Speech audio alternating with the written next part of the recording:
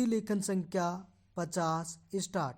सभापति महोदय, वह केवल एक स्वप्न ही रह जाएगा। ऐसी स्थिति में मैं अनुभव करता हूँ कि आपातकाल की घोषणा की जाए और इस देश के जो बुद्धिमान लोग हैं उनको लेकर एक सर्वदलीय सरकार स्थापित की जाए। हम यह अनुभव करते हैं कि जिस तरह का शासन इस समय चल रहा है उससे देश की कोई भी समस्या हल होने वाली नहीं है, बल्कि इस सरकार की गलतियों से समस्याएं बढ़ती जा रही है।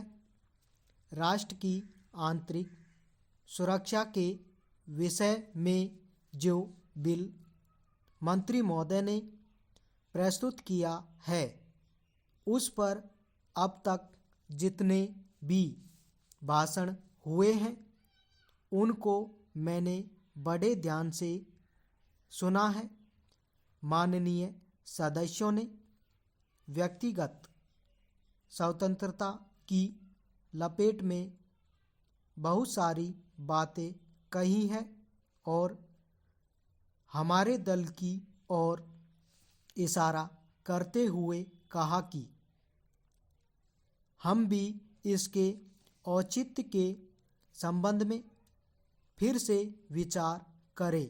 मैं जहां तक समझ पाया हूं, हमारे गृह मंत्री जी को इस बिल को प्रस्तुत करने में कोई सुख नहीं हुआ, बल्कि वर्तमान परिस्थितियों को दृष्टि में रखते हुए उनको दुख हो रहा है। आज जब हम नागरिक सुरक्षा, व्यक्तिगत सुरक्षा और स्वतंत्रता की बात करते हैं तो सबसे पहले उसमें व्यक्तिगत सुरक्षा की बात आती है। प्रत्येक नागरिक इस राष्ट्र की अपनी सत्ता में रहकर सुरक्षित रहना चाहता है।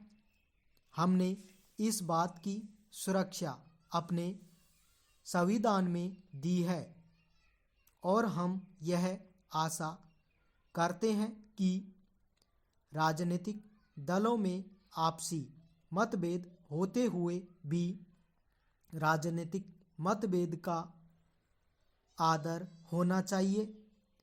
मतभेद होते हुए भी शांति और सुरक्षा बनी रहनी चाहिए। माननीय सदस्य पूछते हैं कि ऐसी कौन सी असाधारण परिस्थिति आ गई थी जिसके कारण आपको नज़रबंदी बिल लाना पड़ा। मैं अपने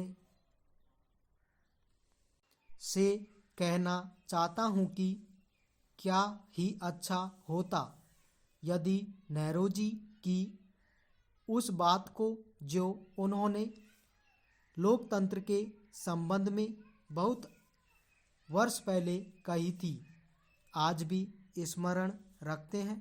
उन्होंने एक बार कहा था कि लोकतंत्र के संचालन और दायित्व निर्वाह में अगर किसी प्रधानमंत्री को बार बार पीछे मुड़कर देखना पड़े कि कोई छुरा तो नहीं भौंक रहा है, यह कोई अच्छी बात नहीं है।